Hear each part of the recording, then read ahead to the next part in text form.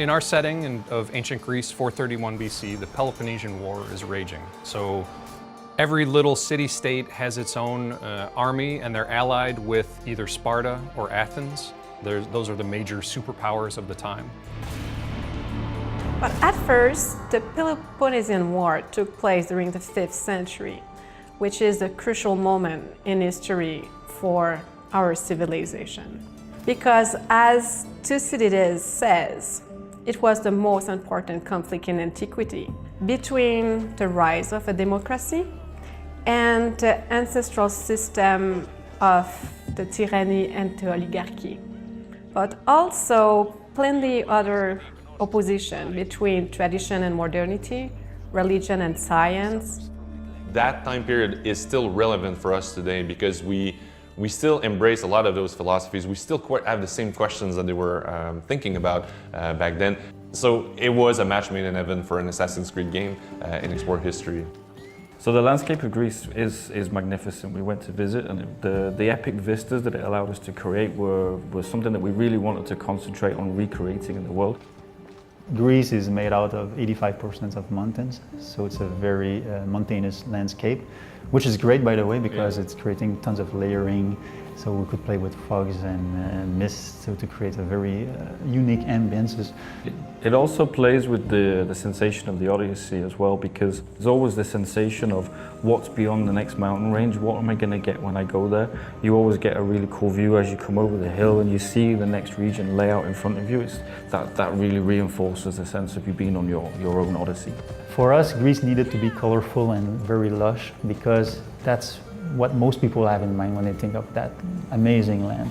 We pushed saturation and colors quite a lot in our game, even though we had different biomes also in it. We knew that this world was going to be huge, so it was super important to make sure that we kept it interesting for the player. So as they go from region to region, it's not always just the typical picture of Greece. We saw snow-capped mountains, and we saw lush spring valleys and things, so we wanted to really recapture that and make sure that we gave that to the player when they went on their journey. Reconstructing ancient Greece was quite a challenge. For some city, it was harder to find some specific data. For example, on Mykonos, nothing is remained. So it was quite hard to reproduce exactly the city as it was during antique time. The big challenge was the chaos that the Greeks used to build their cities. There was no urban planning as we know it today, so we needed to try and embrace that chaos. We tried to capture the importance of mythology for the ancient Greece. The mythology is an integral part of their society, their social behavior, their belief, their religious tradition. Mythology also inspired them in their art, in their decoration of their temple. Also, mythology was used during that time period as a politic propaganda. So again, it comes down to a lot of research and working very closely with the historians to make sure that the actions and the behaviours of what people are doing in the world is credible to our time period. So the meteorite system is still present, people still live their own lives, they have their own schedule.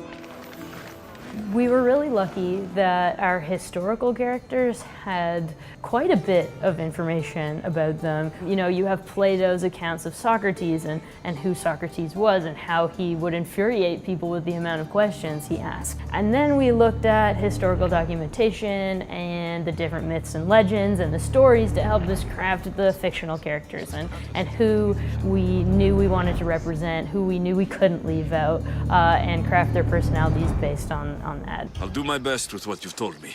Good luck. The heroes of the past, the legends, the myths, the philosophers, it is an amazing cultural setting to explore.